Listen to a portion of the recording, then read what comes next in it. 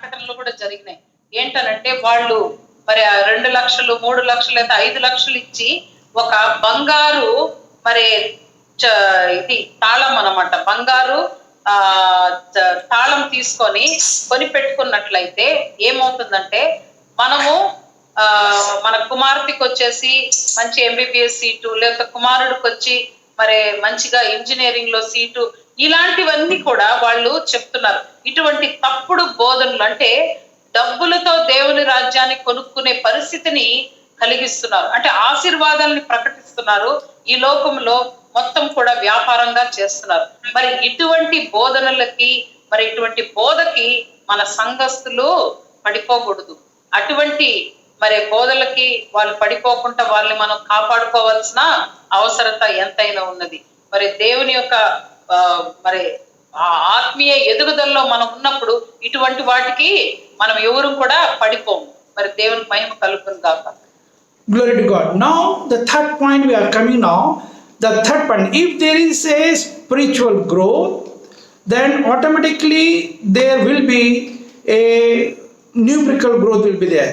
So numerical growth will be like, the number will be multiplying. If you give them the target that every month you should come with a new soul, in 12 months time you should come with minimum 12 soul in 1 year time, then your church numerical growth will be automatically there. Then you have to go for the expansion of your building, whatever it may be, or through this, keeping the TV program, keeping the screen in different places, do whatever it may be, but then the numerical growth will be there in the church. Glory to God. Hallelujah.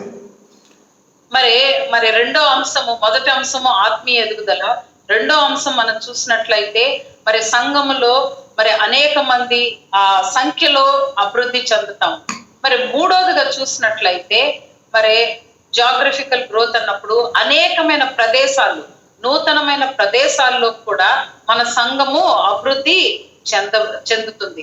అంటే ఒక ప్రదేశమే కాదు, అనేకమైన ప్రదేశాల్లో మనం నూతనంగా మన సంఘాన్ని ఇక్కడ కాదు ఇంకా కొత్త కొత్త ప్రదేశాల్లో మనము ప్రారంభించుకోవాలి, బ్రాంచ్లు ప్రారంభించుకోవాల్సిన అవసరత ఎంతైనా కలుగుతుంది.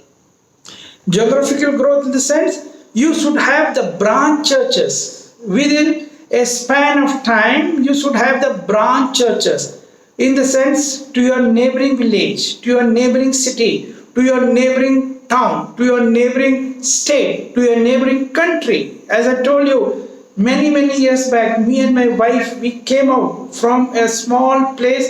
Even that place called Andaman and Nicobar Island, it is not even visible in the world map. Even there is a world map behind me. The world map, in that also the map, my island is not visible. Many world map it is not visible from a small, that is a small place. But then, as I told you, we were holding the word of God, Bible in our hand. We came out, my wife with one sari, me with one pant and shirt, but holding the word of God in our hand. This word of God has taken us to so many countries, 120 countries. God has given us the grace to have the branch churches. Branch, with one branch with several, kind of, branch churches God gave to us. Why? Because this vision, the biblical concept of geographical growth is important. Our target is 750 crore population of the world. That is our target till the end of the earth. As we read in the book of Isaiah, somebody read, some pastors read in the initial book of Isaiah 41, 8 and 9. To the ends of the earth, God has picked up, God has chosen us. We have to take the gospel to the end of the earth. That is the geographical growth. We should come out from our comfort zone, go to north, south, east and west. మరి మనం చూసినట్లయితే ఆత్మీయ ఎదుగుదల తర్వాత సంఖ్యలో మనము ఎదుగుదల పొందుతున్నాం. మూడోదిగా మనం చూస్తే స్థానికంగా మనం ఉండడం కాదు కానీ నూతనమైన ప్రదేశాలకు కూడా మనము ప్రవేశించాలి. అంటే మనం ఉన్న ప్రదేశంలో మాత్రమే కాదు, అంటే దేవునిలో మనం ఎదుగుతున్నాం, సంఘం ఎదుగుతుందంటే కొత్త కొత్త ప్రదేశాల్లో దేవుడు మనకి అవకాశాన్ని కలుగు చేస్తాడు. మరి కొత్త కొత్త ప్రదేశాల్లోకి కూడా మనము సంఘాన్ని మనము స్థాపించగలగాలి. అంటే ఈ సంఖ్య పెరిగినప్పుడు మరి చాలా దూరం నుంచి రాలేదు. సపోజ్ హైదరాబాద్ అనుకుందాం అనుకోండి, మరి ఆ ప్రదేశానికి చాలా దూరం నుంచి రాలేనప్పుడు మనం ఏం చేస్తామంటే ఇక్కడ సంఖ్య పెరిగినప్పుడు ఆ స్థానంలో ఒకవేళ ఒక ఏరియాలో ఉన్న వాళ్ళకి అక్కడే మనం ఒక సంఘాన్ని స్థాపించాలి. అంటే మన బ్రాంచ్లు, మన సంఘంలో ఉన్న బ్రాంచెస్ అనేకమైన దగ్గరలోకి మనము అభివృద్ధి చెందినప్పుడు కొత్తగా మన సంఘాలు నూతనంగా స్థాపించబడతాయి. మరి ఆ ఒక ఉదాహరణలో నా జీవితంలో జరిగింది ఏంటనంటే, మరి నేను నా భార్య మరి మన మ్యాప్ లో కూడా కనబడని ఒక ప్రదేశంలో మేము పుట్టి పెరిగాము. మరి కనబడని ప్రదేశములు అంటే మన మ్యాప్ లో ఒక చిన్న మన ఈ లెన్స్ పెట్టుకొని చూస్తే గానీ మన మ్యాప్ లో మేము పుట్టి పెరిగిన స్థలం మీకు కనబడదు. కానీ అటువంటి స్థలములో నుండి దేవుడు ఏం చేశాడంటే భూ దిగంతముల వరకు మాకు తెలియని ప్రదేశాల్లో కూడా మేము ఈరోజు వెళ్ళగలిగినాం. అంటే ఇంత అభివృద్ధి ఎలాగ దేవుడు దయచేస్తాడంటే, ఎప్పుడైతే మనము ఆత్మీయంగా ఎదుగుదల పొందుకుంటామో ఖచ్చితంగా దేవుడు రెండో మెట్టుగా మన సంఘాన్ని అభివృద్ధి చెందింప చేయడమే కాదు, నూతనమైన ప్రదేశాలకు. అందుకే దేవుని ఒక వాక్యం నేను మత్తయి సువార్త 28వ అధ్యాయం 19-20లో కూడా చూస్తున్నాం మనము. మరి భూ దిగంతముల వరకు ప్రతి ప్రదేశంలో కూడా దేవుడు మనల్ని నడిపిస్తాడు. మనం ఉన్న స్థానంలో నుంచే మనం పరిచర్య చేయడం కానీ నూతనమైన స్థలాలకి వెళ్ళడానికి మనం సిద్ధపాటు కలిగిన వారుగా ఉండాలి. దేవునికి మహిమ కలుగును గాక. Hallelujah. We teach when see the word of God has to go to the north, to the south, to the west, to the east. It has to go to all, because we only, our congregation only have to send the disciple. Read book of Romans 10th chapter 14th and 15th verse. Book of Romans 10th chapter 14th and 15th verse. The gospel of peace. This is the gospel of peace. The gospel of Jesus Christ is the gospel of peace. The gospel of salvation, giving the assurance to them that they shall not die, they shall have a life after the physical death. That is the gospel of peace. This has to, the gospel of truth has to go to the all world, north, south, through me and you. Read book of Romans 10th chapter 14th and 15th verse.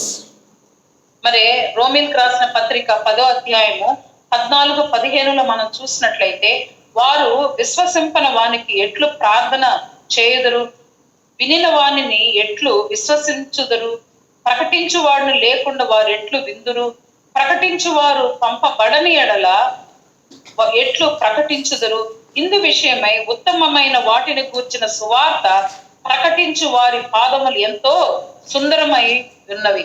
మరి ఈ వాక్య ప్రకారము మనము ఈ ప్రపంచమంతా కూడా దేవుని వాక్యాన్ని మరి తీసుకొని వెళ్ళవలసిన బాధ్యత మన మీద ఉంది. దేవుడు మనల్ని ఎంచుకునేది ఎందుకనంటే భూ దిగంతముల వరకు కూడా అన్ని ప్రదేశాలకు కూడా మరి మనము దేవుని యొక్క సువార్తని మనము ప్రకటించాల్సిన బాధ్యత ఉంది. దేవునికి మహిమ కలుగును కాక.